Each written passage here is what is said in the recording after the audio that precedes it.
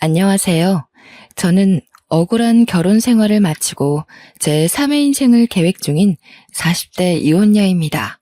제 3의 인생이라니 조금 의아한 분들도 계시겠지요. 말 그대로 처녀의 삶을 거쳐 한 남자의 아내의 삶을 지나 풋풋한 새 만남을 이어가고 있다고 설명해드리고 싶네요. 결혼을 하는 건 더 행복하기 위해서 그간의 삶을 청산하고 새의 삶을 꾸미는 일이지 않습니까? 그런데 제 삶의 삶이 왔다는 건 당연히 제 2의 인생을 못 살았기 때문에 그 다음의 미래를 계획했다고 볼 수 있겠죠. 맞습니다. 저는 결혼을 해서 실패했고 그 흔한 이혼 가정 이야기를 들려드리고 싶어 사연을 찾게 되었습니다. 그런데요, 제가 이혼을 하게 된 이유마저 과연 흔한 일이었는지 한번 들어봐 주시겠어요? 저는 제가 생각해도 정말 말도 안 되고 바보 같은 일로 이혼을 하게 되었는데요. 남편과 대학 때 실수로 혼전 임신하여 이른 나이에 결혼을 할 수밖에 없었고, 그때는 아이를 낳는 것보다 그 반대를 선택하는 게 더 무서웠던지라 남편과 영원의 약속을 해버린 겁니다. 저희 부부는 시댁과 친정에게 나란히 버림받았어요. 억지로 만들어진 상견례 자리에 경찰까지 출동할 정도로 대판 싸움이 일어나기도 했어요. 이런 사고는 누가 봐도 남자 쪽 과실이 아닌가요? 대체 이 어린애를 무슨 말로 꼬드겼으면 이런 사고를 친단 말이에요. 우리 딸은 착하게만 자라서 이런 실수 같은 거 할 엄두도 못 내는 애란 말입니다. 여자애가 피임을 제대로 했으면 이 사단이 나지 않았을 거 아닌가요? 착실하게 잘 살고 있는 내 아들 발목 잡은 게 누군데 그쪽이 큰 소리세요? 제 아들 앞길은 어떡할 거예요? 앞으로 장차 크게 될 아이를 그쪽 딸 때문에 망치게 된 거잖아요. 말씀 웃기게 하시네요. 누가 누구 발목을 잡아요? 내 딸내미 발목 잡은 게 그댁 아들인데 출산하면 여자 쪽이 손해가 훨씬 큰데 무슨 말씀이세요? 댁 아들은 싸지르고 떠나면 그만이지만 제 딸은 이미 몸 한 번 망가뜨린 채로 평생을 살아야 되는 거라고요. 이보세요. 말 조심하세요. 어쩜 그리 말씀을 교양 없게 하세요? 아, 이제 보니까 딱 알겠네요. 이런 집안에서 자랐으니 댁 딸이 발랑 까진 거지요. 상견례 자리에서 서로에 대한 예의는 눈꼽만큼도 없었습니다. 결국 몸싸움까지 나고 남의 장사 시끄럽게 만든 죄로 경찰이 출동했던 거죠. 심지어 저희는 그 자리를 끝까지 지키지 못했어요. 이대로 저희를 떼어놓으려고 선언하는 양가 부모님한테서 도망치고 말았습니다. 그 뒤로 저와 남편은 절대 양가 어른들을 찾지 않았어요. 그렇다고 양가 부모님이 또 저희를 아쉬워한 건 아니었습니다. 저희들에게 이혼할 거 아니면 얼굴 비출 생각하지 말라고 단단히 으름장을 놓는 거 있죠. 어른들은 정말 너무하다 싶을 정도로 저희 둘을 모른 채 했고 죽었는지 살았는지 내다보지도 않을 만큼 내버려 두었어요. 시댁도 친정도 저희의 미래를 반기지 않는지라 결혼식은 당연히 하지 못했습니다. 혼인신고만 하고 살았죠. 또 어른들에게 도움받는 것이 일절 없었기 때문에 신혼집도 어렵게 시작을 할 수밖에 없었어요. 대학가 주변에 원룸을 구해서 결혼 같지도 않은 살림을 하며 지내게 되었답니다. 그럼에도 저희 부부는 굴하지 않고 서로만을 위하며 살았어요. 사랑하는 마음이 서로에게 큰 힘을 줄 수 있다는 걸 느꼈고 그 힘은 어려운 처지에 굴하지 않도록 위대한 에너지를 주었죠.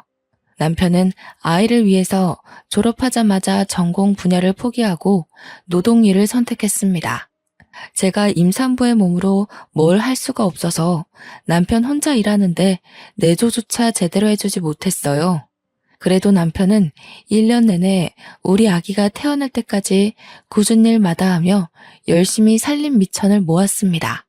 퇴근하고 와서 바로 잠들지 않고 번듯한 직장을 갖기 위해 늦게까지 공부하다가 잠들곤 했어요. 오늘 하루는 공부 쉬지 그래.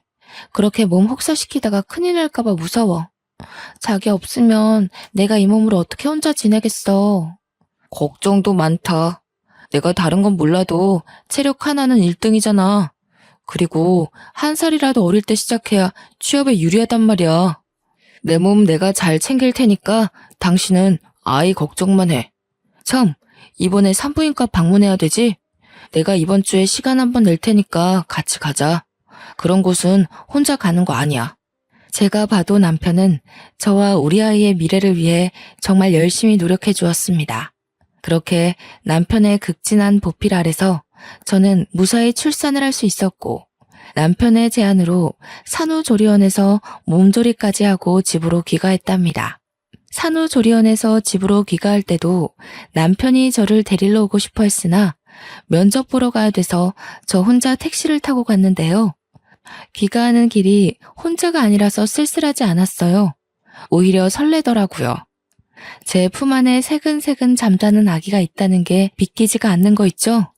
한 번도 겪지 못한 두근거림을 느꼈던 기억이 아직도 여전합니다. 집에 돌아가서도 얼른 아이를 남편 품에 안겨주기 위해서 들뜬 마음으로 남편을 기다렸어요. 남편이 퇴근하고서 집에 헐레벌떡 뛰어들어왔는데요. 그러면서 하는 말이 저희 부부를 2배로 기쁘게 만들었습니다. 저기요, 나 합격했어. 신입 중에선 내가 제일 나이가 많아서 당연히 떨어질 거라고 생각했거든. 근데 나 그 자리에서 바로 합격고지 받았어. 나더러 다음 주부터 바로 출근해달래. 우리 이제 먹고 살 걱정은 끝났어. 이대로 승진만 하면 가난 벗어나는 건 한순간이야.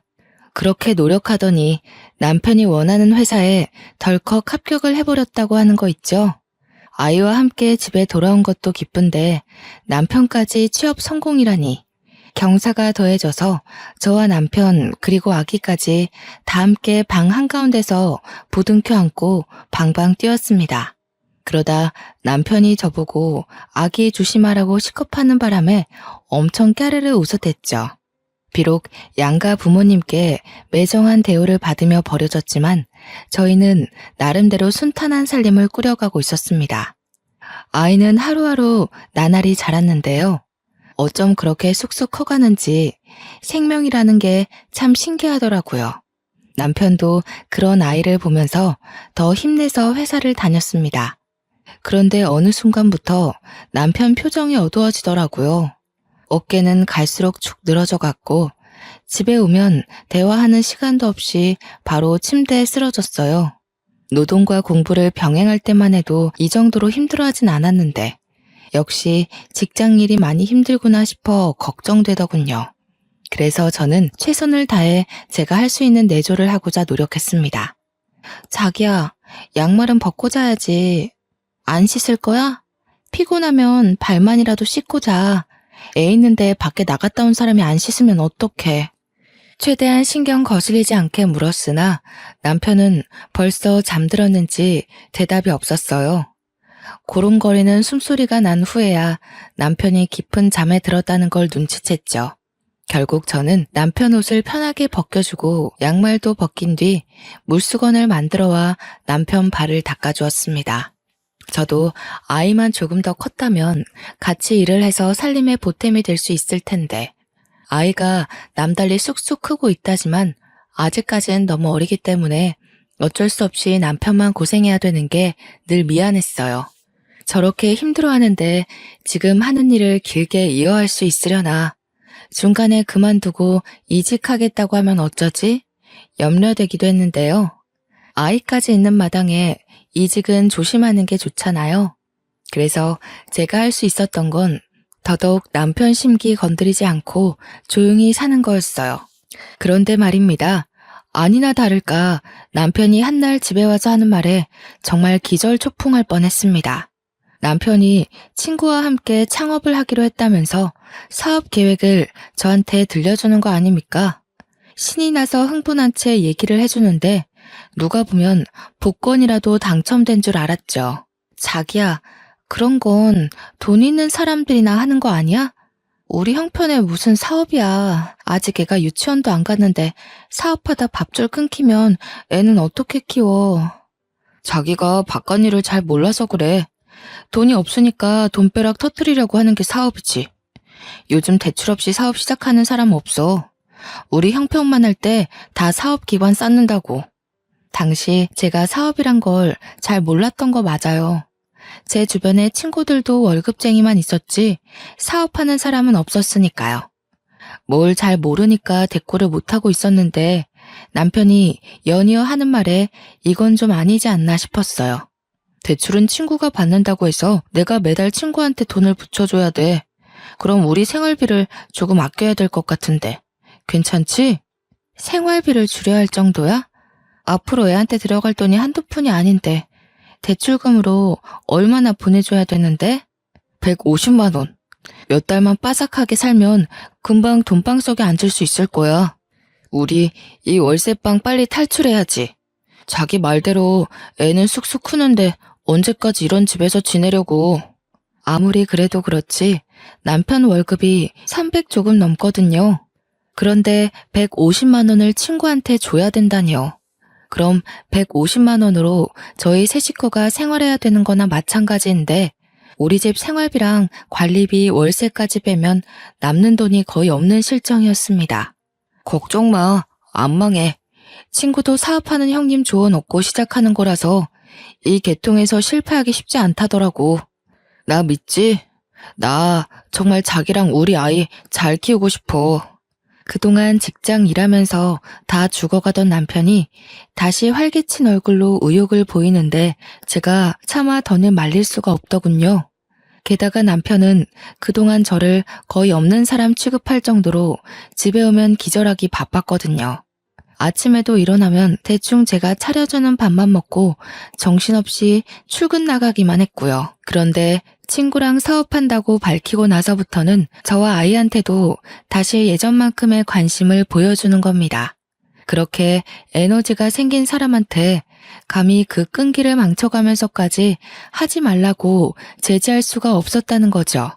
결국 남편은 며칠 후 하던 일을 그만뒀다면서 친구와 사업체를 차렸고 그 사업을 이유로 술자리도 많아져 야근도 많아져 심지어 외박을 하는 경우까지 생겼습니다. 집에 들어올 때 한 번은 일이 그렇게 바쁘냐고 물어본 적이 있었는데요. 남편 말로는 시작 단계라서 눈코 뜰 새 없이 바쁘다고 하네요. 다시 바빠지니 남편은 또 아이를 안 들여다보는 겁니다. 아이가 유치원 들어가기 전까지 내내 관심이 없었어요.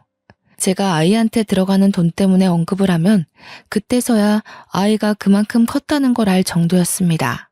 남편이 사업을 시작한다고 한 때가 아이가 기어다닐 때였는데 그런 아이가 유치원 입학을 앞둘 때까지도 남편은 사업에 성공하지 못했고 저희 식구는 계속 150만 원의 돈으로 생계를 꾸렸어요.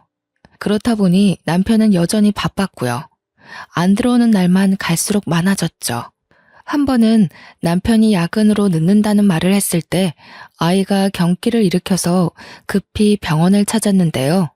아이가 잘못될까봐 너무 무서워서 떨리는 마음으로 남편한테 전화를 했는데 몇 번을 해도 안 받는 겁니다.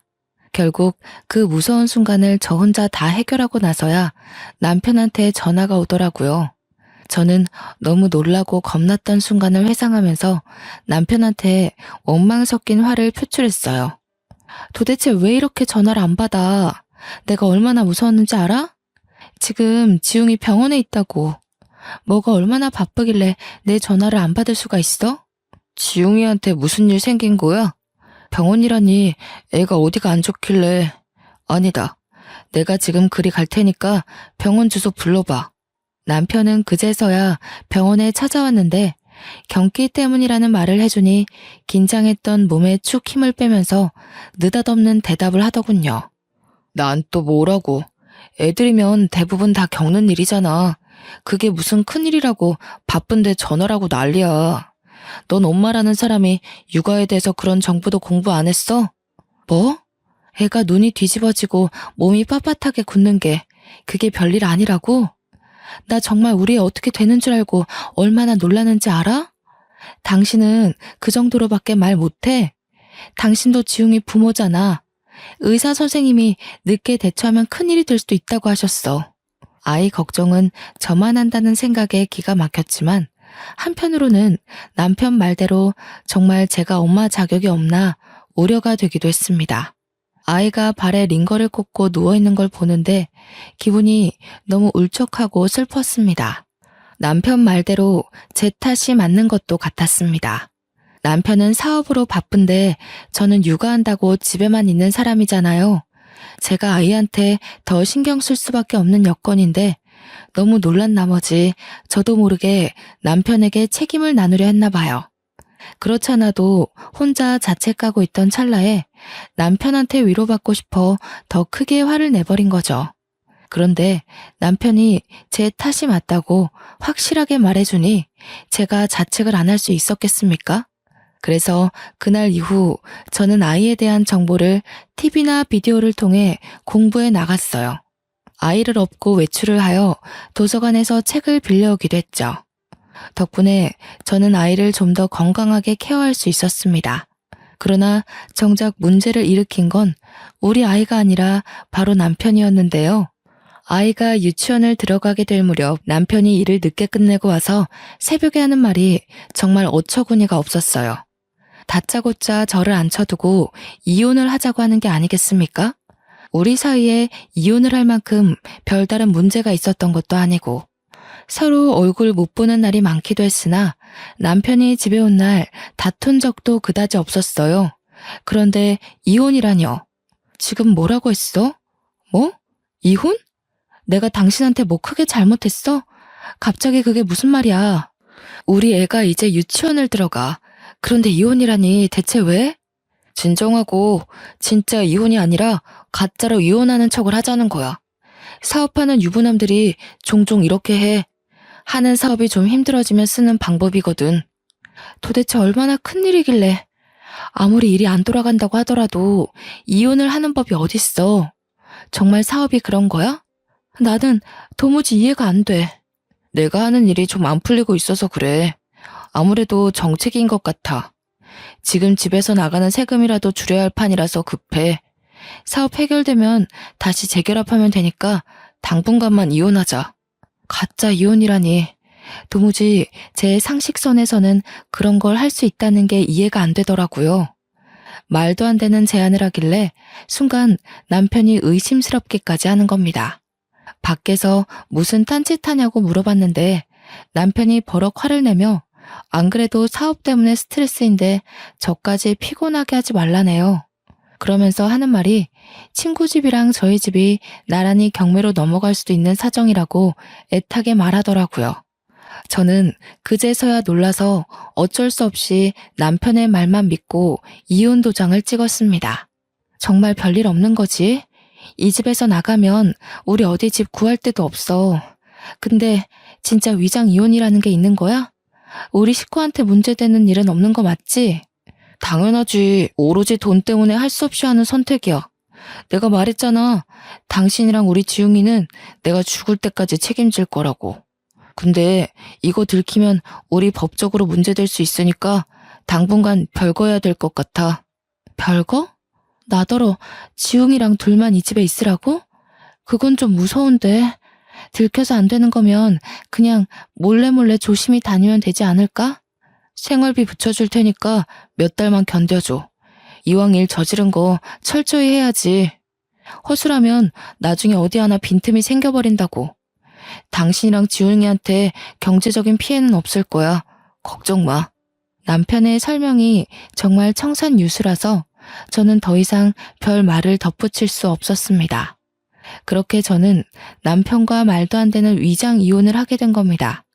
별거도 같이 말이죠.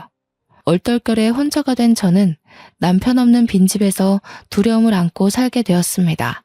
남편이 보내주는 돈은 생활비는 100만 원이 다였는데요. 월세를 따로 주지를 않아서 전화를 했더니 전혀 받지를 않더라고요. 할 수 없이 월세 50을 생활비에서 빼고 아이 유치원비도 따로 빼서 생활비는 거의 없이 지냈습니다.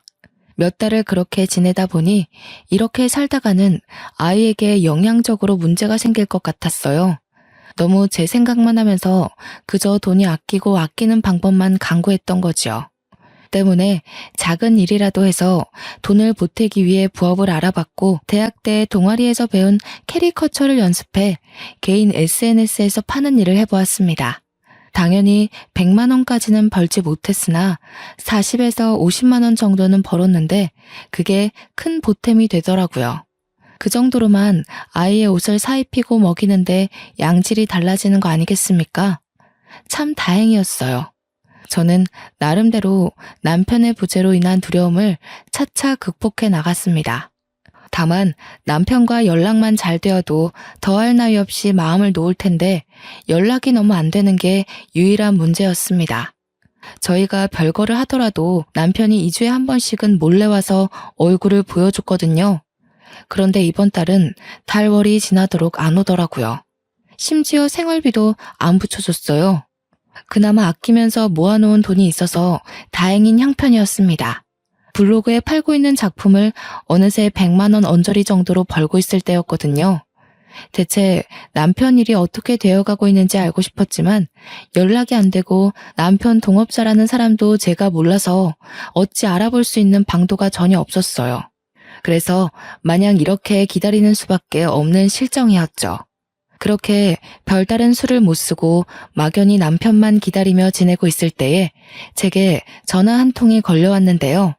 다름 아닌 남편이 함께 동업을 한다던 동네 형님이었습니다. 제가 더 이상 입 다물고 있으면 재수 씨한테 죄지는 기분이 들어서요. 사실은 저랑 태수 사업한 적 없다는 거 알려드리려고 연락했습니다. 제가 태수 있는 주소를 드릴 테니 한번 찾아가 보세요. 제가 이날 들은 소식이 얼마나 엄청난 일이었는지 한참을 실감하지 못했습니다. 어안이 벙벙했죠. 아니, 이게 무슨 말일까요? 사업을 한 적이 없다뇨. 제 남편은 사업한다고 직장 일을 그만둔 지가 오래지 않습니까? 동업자인 줄로만 알았던 남편의 아는 형님은 끝까지 송구스런 말투로 사과만 하다가 전화를 끊었습니다. 그러고 바로 문자 하나가 도착하더군요. 제가 전혀 모르는 주소지였습니다. 이분 말이 다 사실이라면 남편이 여태 저한테 거짓말을 했다는 것밖에 안 되는데 왜일까요? 영 가늠도 안 되고 혼란스럽기만 했습니다. 일단은 남편이 있다는 이 주소로 찾아가 봐야 답이 나올 것 같았어요. 그래서 그 야밤에 아이까지 데리고서 밖을 나섰죠. 이 주소대로 택시 기사님에게 말해서 도착한 곳은 다름 아닌 사람 사는 오피스텔이었습니다. 이런 곳에서 사무실을 차리고 일을 한다는 말도 많이 들었기 때문에 초인종을 누를 때만 해도 이곳이 그저 오피스 사무실이라고 굳게 믿고 있었죠. 그러나 문을 열어준 남편과 남편이 안고 있는 웬 남자아이를 보곤 제 신뢰가 한순간에 바닥을 치고 말았습니다. 저는 너무 놀라서 아무 말도 못하고 멍청하게 남편과 그 아이를 번갈아 보기만 했어요. 남편도 저를 보고 상당히 깜짝 놀라더라고요. 당신이 여길 어떻게, 누가 알려줬어? 이 먼 길을 지웅이까지 데리고 온 거야? 찬우야, 잠깐만 엄마한테 가 있어. 남편이 찬우라고 부르며 내려놓은 아이는 남편에게 아빠라고 부르고 있었습니다. 우리 아이와 나이가 비슷한 또래거나 1살 정도 어려 보였어요. 그렇다는 말은 남편이 제가 임신 중일 때 이미 바람이 났다는 거잖아요. 도무지 정리가 안 되는 수많은 상황이 쓰나미처럼 들이닥쳐 머리가 어지러웠습니다. 이게 다 뭔가 싶었어요. 너무 충격이라 상황을 아예 모르고 싶을 정도였죠. 그러나 저는 이미 남편이 저지른 짓을 알 수밖에 없었고 남편이 저와 제 아들에게 무슨 잘못을 저질렀는지 눈치채버리고 말았네요. 한 가지 딱 명확한 사실이 있잖아요. 제 남편이 불륜을 저질렀다는 거. 당신 사업한다고 거짓말하고 두 집 살림하고 있었어? 나보고 가짜 이혼하자고 설득하더니 위장이 아니라 진짜 이혼을 요구했던 거였어? 날 속인 거야? 우리 지웅이까지 속이면서 밖에서 이딴 짓 하고 있었던 거야? 남편은 대답을 미루고 잠시 저를 밀어내며 밖으로 나와서는 현관문을 닫았습니다. 저희는 그 앞에서 이웃집 다 들릴 만큼 시끄럽게 다투게 되었어요. 그래, 우리 이혼한 거 맞아. 그래서 뭐? 너도 동의하고 도장 찍었잖아. 대체 여기가 어디라고 애까지 끌고 찾아와? 도대체 어떻게 알아낸 거야? 누가 알려줬어? 당신이 나 어르고 달래서 위장 이혼으로 유도한 게 합의 이혼이라고? 나는 그런 줄도 모르고 어떻게 나한테 이럴 수가 있어. 이건 사기고 협박이야. 아, 그렇다는 증거 있어? 우리 이혼 과정에 사기가 있었다는 증거가 있냐고. 이쯤 되면 알아서 눈치채야 되는 거 아니냐? 미련하게 몇 년 동안 생활비 받아가면서 나를 기다린 네가 바보인 거야. 너도 네 아들도 그냥 버림받은 거라고. 설마 사실은 알고 있었으면서 일부러 생활비 받으려고 모른 척했던 건 아니지? 소름 끼치는 남편의 이면에 저는 결국 참지 못하고 남편의 귀싸대기를 날렸습니다. 실내에서 마찰 소리가 강하게 울렸는데요. 소음을 신경 쓸 새도 없었고 아이가 보고 있다는 생각도 못했어요. 한 대로 모자라 한 대 더 때리고 또 때렸더니 남편이 제게 욕을 하면서 강하게 밀쳐버리더라고요. 건장한 남자가 미는 힘에 사정없이 바닥으로 벌러덩 넘어진 저를 제 아들이 다가와 안기면서 울기 시작했습니다. 이혼인 줄 알았으면 다시는 찾아오지 마. 나 이제 구질구질하게 살고 싶지 않아. 네가 시댁에서 왜 버림받았는 줄 알아? 없는 집 자식이라 그런 거야. 지금 내 와이프는 나랑 같은 회사의 팀장이거든. 우리 엄마 아빠가 아주 어화동동하더라고. 너와는 차원이 다른 여자야. 들어보니 남편은 일을 그만둔 것도 아니었어요. 다 상간녀의 입김이었죠. 제게 들어가는 생활비가 아까워서 그마저도 끊게 만든 거더군요. 상간녀는 이미 제 남편에게 아내와 자식이 있는 걸 알면서도 이 같은 짓에 동참을 했다는 거예요. 배신감에 또 배신감이 차올랐지만 당장 제가 남편에게 손찌검하는 것 말고는 할 수 있는 게 없었습니다. 망연자실한 마음으로 저는 아들을 안고서 그 자리에서 한참을 울었어요. 남편은 매정하게 집으로 들어가서는 다신 나오지 않았고요. 남편이 안으로 들어가 버리니까 제 울음소리를 듣고 주변에 마음 좋은 이웃분들이 슬쩍 나와 보시더라고요. 제가 아이를 부둥켜 안고 있으니 걱정해주면서 경찰을 불러줄까 하고 물어보기도 하셨어요. 그 고마운 손길들을 사양하고 저는 마음을 추슬러 아이와 함께 집으로 돌아왔죠. 앞으로 어떻게 해야 할지 멍하기만 하더군요. 그때 처음으로 세상이 무너진다는 게 어떤 기분일지 조금은 공감이 되었습니다. 막막했어요. 당연히 남편과 함께하는 미래만 그려왔고 제 인생 계획에서 남편이 없었던 적은 없었으니까요. 이 큰일을 어떻게 해결해야 할까? 해결은 될까? 나 혼자서 할 수 있을까?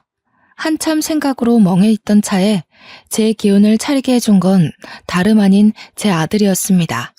지용이가 엄마 하면서 품에 잡고 파고들어 나름 정신을 차린 거였죠.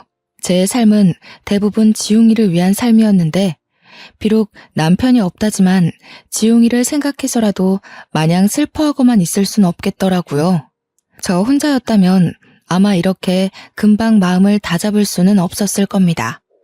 일이 이렇게 돼버린 거, 남편이 다시 돌아오지 않는다는 걸 빨리 받아들이고 나니 저는 어떻게든 남편의 불륜 가정을 뒤집어버리고 싶은 도끼가 생기더군요.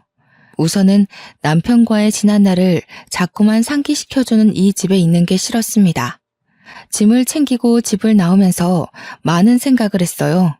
아무래도 아들이 입는 입장이라 여자인 제가 혼자서 어줍지 않은 복수를 하는 건 저한테 불리하기만 할 것 같았는데요. 그러다 보니 문득 떠오른 사실이 하나 있더군요. 친정 쪽에 외삼촌 딸이 어린 나이에 사법고시 패스한 법조인이라는 것 말이죠.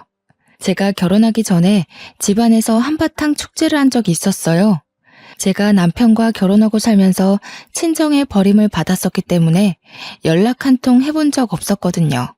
오로지 아들 하나만 위하고자 생각하며 이번 일로 욕먹을 각오를 하고 전화를 걸었습니다. 고 잘 됐다. 그렇잖아도 그놈 어떻게 떼어내야 되나 내내 그 생각만 하면서 살았는데 너는 보는 눈이 없어도 너무 없었어. 그놈 딱 봐도 관상이 바람필 상이더라. 그 벌레 같은 놈 잘 떼었다. 아이고 속 시원해라. 바로 고소해버리면 돼 딸. 다른 건 걱정하지 마. 엄마 미안해. 이렇게 사는 꼴 보여주려고 그동안 연락 안 했던 건 아니었는데 내가 잘못 판단했어. 엄마 아빠 말이 맞았어. 그리고 나한테 5살 아들이 하나 있거든. 아들은 아직 아빠한테 무슨 일이 일어났는지 몰라. 다 내 탓이지 뭐. 네가 미안할 게 뭐가 있어? 다 그 막대 먹은 집안의 아들놈 때문이지. 아이고, 나한테 손주가 있었구나. 애 얼른 데리고 와라. 그쪽 집안에 내 새끼 내줄 생각 추호도 없으니까. 당연히 화낼 줄 알았던 친정 부모는 저의 이혼을 기다렸던 사람처럼 가슴을 쓸어내리셨어요. 제가 이미 결혼을 해버린 건 어쩔 수 없다고 생각하셨고 이혼녀 꼬리표를 달게 되더라도 이혼을 바라셨던 거죠. 이래서 어른이 하는 말 들으면 자다가도 떡이 생긴다는데 그냥 전해지는 속담이 아니었네요.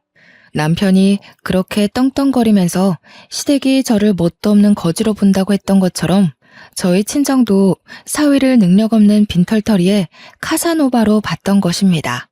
이런 사실도 모르고 남편이 의기양양했다고 생각하니 우습더군요. 보나마나 남편과 상간녀 또한 제 꼴이 날 거라고 확신합니다. 한 번 바람핀 놈은 2번, 3번 같은 일로 같은 결과를 낳을 테니까요. 친정 부모님의 부름에 저는 마음 놓고 아들과 함께 친정에 찾아갔습니다. 친정 부모님은 그날 제 아들을 처음 만났는데요. 엄마랑 아빠가 손주를 이렇게 좋아하는지 몰랐어요.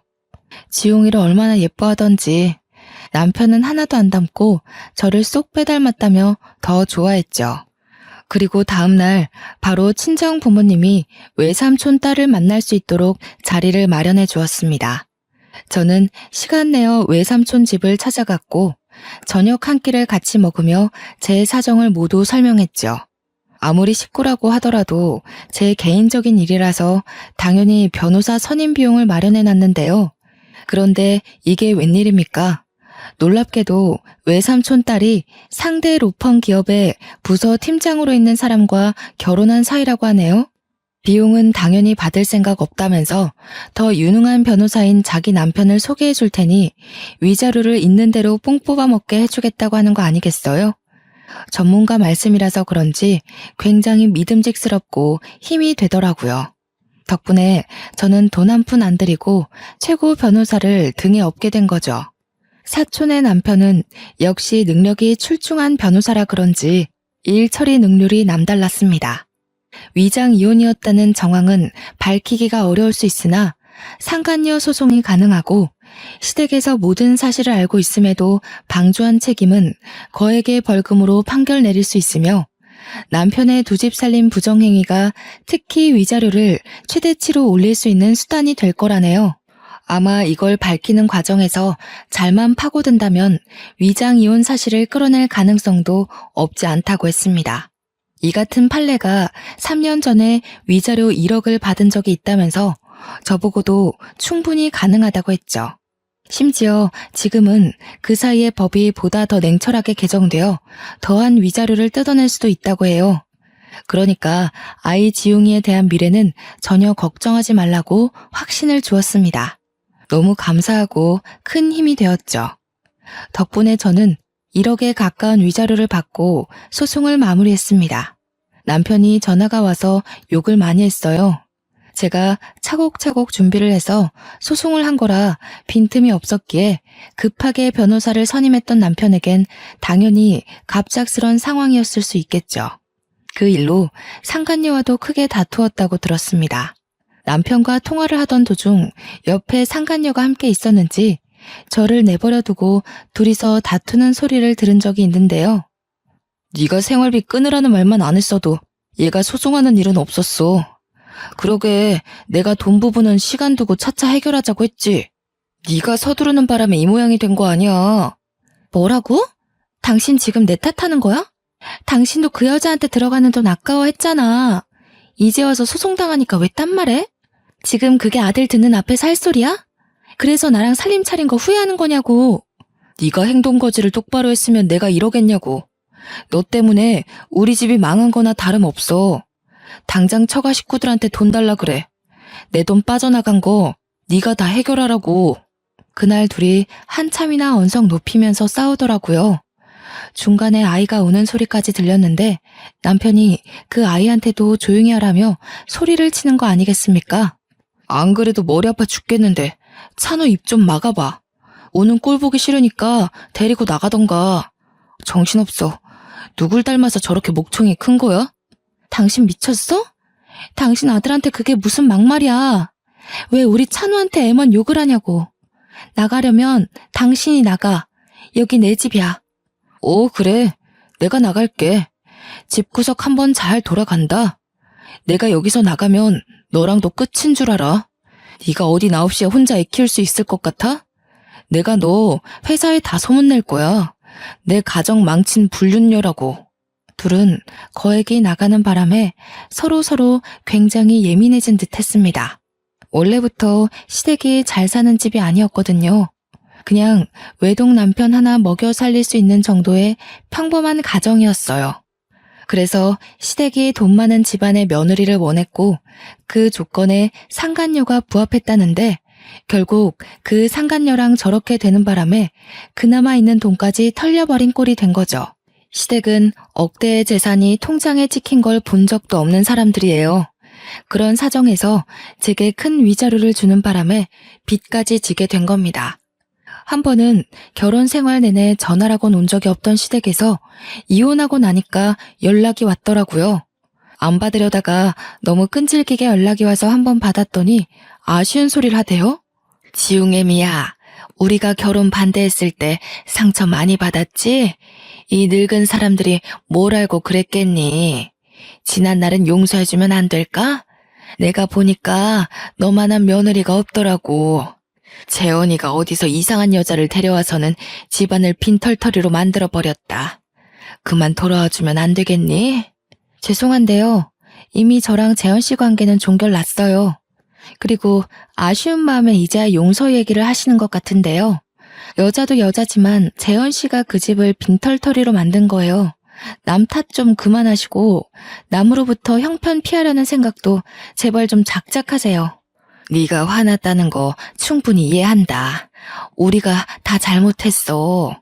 우리 재원이랑 다시 재결합만 해주면 내가 무슨 수를 써서라도 너희들 잘 먹고 잘 살도록 도와주마.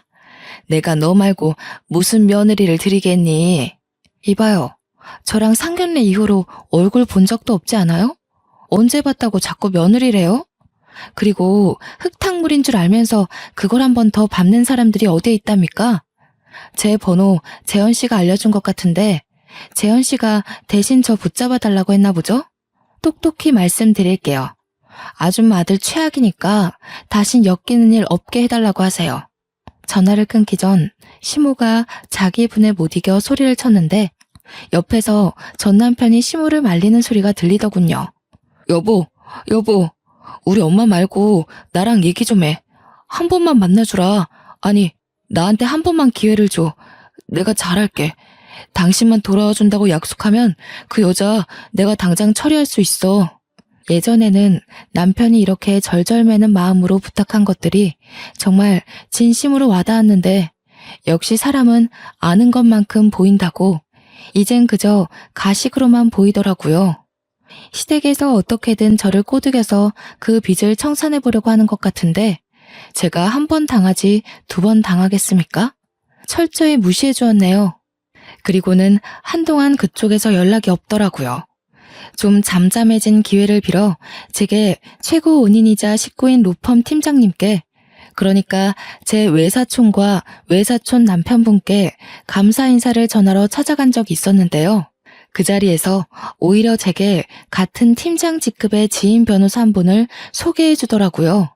그분도 돌싱인데 아이가 없는 착실한 남자라고 합니다. 부인이 바람나서 이혼했다고 했어요. 당장 남자를 만날 생각은 없지만 저를 도와준 두 분께 감사하여 우선 만남의 자리에 응답을 했는데요. 남자분이 생각보다 괜찮았고 특히 우리 지웅이를 너무 좋아해 주더라고요. 아이를 되게 잘 돌보시네요. 아이 기른 적이 없다고 들었는데 능숙하신 것 같아요. 저희 지웅이가 낯을 많이 가리는데 이렇게 초면에 남의 무릎에 앉아있는 건 처음 봐요. 그런가요? 제가 아이를 참 좋아하거든요. 어쩜 이렇게 예쁜 아이들이 있을 수 있는지. 미순 씨랑 정말 똑 닮았어요. 아이랑 언제 한번 놀이공간에 놀러 가고 싶은데 될까요? 당연히 미순 씨랑 같이요. 이성 간의 만남에 전혀 기대가 없었던 저는 남성분의 따뜻한 배려와 씀씀이를 보고 일단은 이런 가벼운 관계로 더 만나볼 예정이었어요. 참, 제가 온라인에다가 작품을 만들어서 팔고 있다고 했잖아요. 원래 100만 원 내외로만 수익이 났었는데 꾸준히 하다 보니까 요즘 입소문을 타서 제법 돈이 되는 거 있죠? 그 돈은 오로지 자유적금으로 모으고 있어요. 워낙 위자료가 많아서 삶은 이미 풍족했거든요. 이렇게 모은 적금은 나중에 지웅이 장가갈 때 줘야겠다고 생각하며 여유롭게 저축하는 중입니다. 한참 어렵게 생활하던 때가 생생히 기억나는데 어느새 적금만 1,000만 원 넘게 하고 있을 정도로 여유로운 삶을 누리게 되었네요.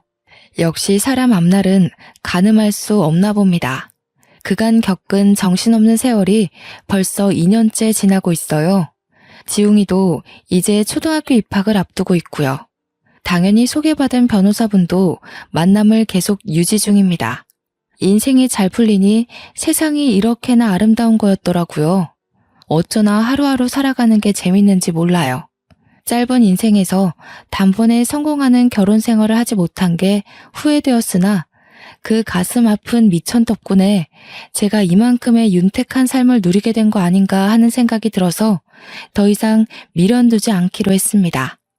저는 제가 인생을 몇 회차 번복하더라도 행복한 결말로 마무리가 될 수 있다면 실패한 인생이라 생각지 않아요. 다들 무너졌다고 앞날이 끝난 것처럼 절망하지 않으셨으면 좋겠어요. 나만 다시 일어설 수 있다면 얼마든지 행복할 수 있는 기회는 열려 있답니다. 여러분을 기다리고 있는 그 행복의 길을 포기하지 않으셨으면 좋겠네요. 제 사연 어떠셨나요? 저는 이 글을 쓰면서 너무도 후련했고 어지럽던 잔여물도 다 정리가 된 기분이에요. 들어주시는 분들이 계셔서 더 속 시원하게 내려놓고 가요. 다들 짧은 인생을 고통의 시간으로만 보내질 않길 바랍니다. 모두들 행복하세요. 읽어주셔서 감사합니다.